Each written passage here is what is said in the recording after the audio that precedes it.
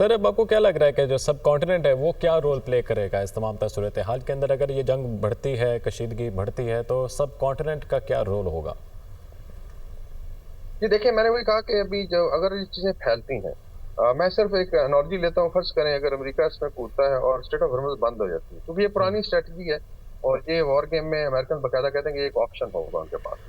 तो क्या भारत इफेक्ट नहीं होगा? अभी कांडला पोर्ट तो फिर बंद हो जाएगी, सारा तेल से जहाँ से जाता है। It will effect everybody. South Asia में कोई भी कंट्री हो, लेकिन जो मेजर इंपोर्टर्स है चाइना है।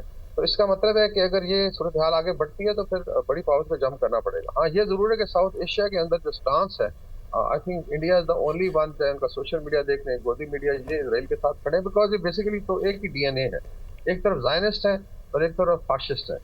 हम्म। बेसिकली ये तो स्वास्तिका वगैरह तो ये नाजी आइडियोलॉजी को ही चलाते हैं सावरकर के टाइम से। जी। तो उस लिहाज से कॉमनैलिटी ऑफ इंटरेस्ट भी है, डिस्पाइट के ये बल्कि इसमें एक चीज ऐड कर दूं, अभी कुछ खबरें ये आ रही हैं कि ईरान के अंदर जो एजेंट्स है उसमें शायद रिसर्च एनालिसिस विंग की पेनिट्रेशन, बिकॉज वहां पे तो अलाउ किया था ईरान ने, देखें वहां पे बेसिंग पाकिस्तान के अगेंस्ट भी होती रही, लाइक कुलभूषण यादव है। तो क्या अभी रॉ जो डबल गेम कर रही थी मसाज के साथ मिलकर इन्होंने ये करवाया? तो ये भी आई थिंक ईरान है जो रियलाइज, तो मेरे ख्याल में कुछ रियलाइजेशन हुई है तरीके से गोदी मीडिया ने उनके फॉरेन मिनिस्टर को इतने बुरे अल्फाज बोले जो नहीं बोले जा सकते।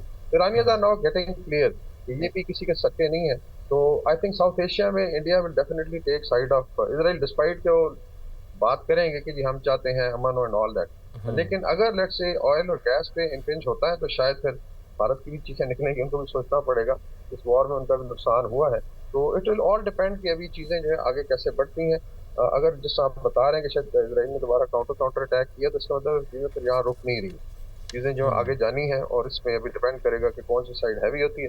और इसके अंदर कुछ स्पेस है मेरे ख्याल में, चाइना और Russia should come in, and then OIC should also they can step in. मैं कहता हूँ कि चले ह्यूमन एलिमेंट पे तो हम ना कर सके, लाइक फलस्तीन का एक बड़ा clear cut I would say factor था कि आप आगे खड़े हो जाते हैं, इतना ज्यादा जुल्म हम्म। हुआ है। लेकिन अगर कमर्शियल इंटरेस्ट आपके हिट होते हैं और इसमें गल्फ का भी नुकसान होता है, then they have to think over it, for that they have to take a stance, और इसमें इजराइल के जी। हाथ रोकने चाहिए।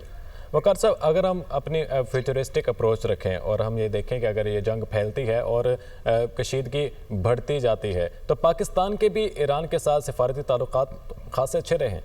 पाकिस्तान किस तरह से ईरान के सपोर्ट में आ सकता है?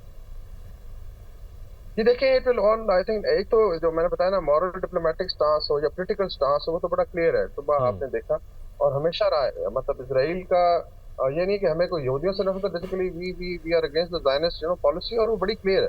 By and large rest I think जो ज़ायनिस्ट लॉबी है या इनका थोड़ा बहुत मीडिया, आई वुड से कि 90% the world is against Israel.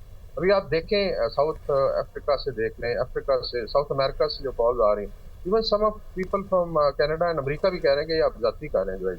तो बाय एंड लार्ज जो है I would say, even voting आप देख लें, अभी जब हुई है करारदाद, तो उसमें अब्सटेन करने वाला में इंडिया था ना बेसिकली, जब गाजा पे करारदाद हो रही थी। तो बाकी पाकिस्तान वगैरह ने तो सपोर्ट किया है। इस तरीके से ईरान पे आई थिंक हमारे दो स्टांस तो बड़े क्लियर हैं। फिर डेफिनेटली एक I would say cultural link है। दूसरा कंसिडर किया जाता है कि दोनों एक दूसरे की स्ट्रेटेजिक फॉल बैक है, कि खुदा ना खास्ता देखें अब इराक में लड़ाई हुई थी, बल्कि इवन ईरान में जब रेवोल्यूशन आया तो काफी ईरानी पाकिस्तान आ गए थे जो let's say who didn't agree with जो रिजीम आई नहीं है। तो उसमें एक दूसरे की फॉल बैक पोजीशन भी है। तो ब्रदर ममालिक भी हैं, बॉर्डर भी मिलता है, हम एक ही लोग हैं, और इस पे हमें सोचना चाहिए। And by and large I think entire OIC should have a look at it. ये इसको कहते हैं साइलेंस ऑफ द लैम्स। ये एक फिल्म भी थी कि अगर आप खामोश रहेंगे तो फिर आपका भेड़ों की तरह आपको जवाब बारी बारी किया जाएगा, तो फिर हर एक की बारी आएगी। So to stop it, I think अगर ईरान ने एक स्टांस लिया है तो वी शुड सपोर्ट इट। और अगर जरूरत पड़ती है एक स्टेज पे कि when the chips are down और बिल्कुल लाइंस ड्रॉ हो जाती हैं, तो maybe then you find Pakistan China coming in direct support of Iran, but I don't know वो सिचुएशन क्या होगी।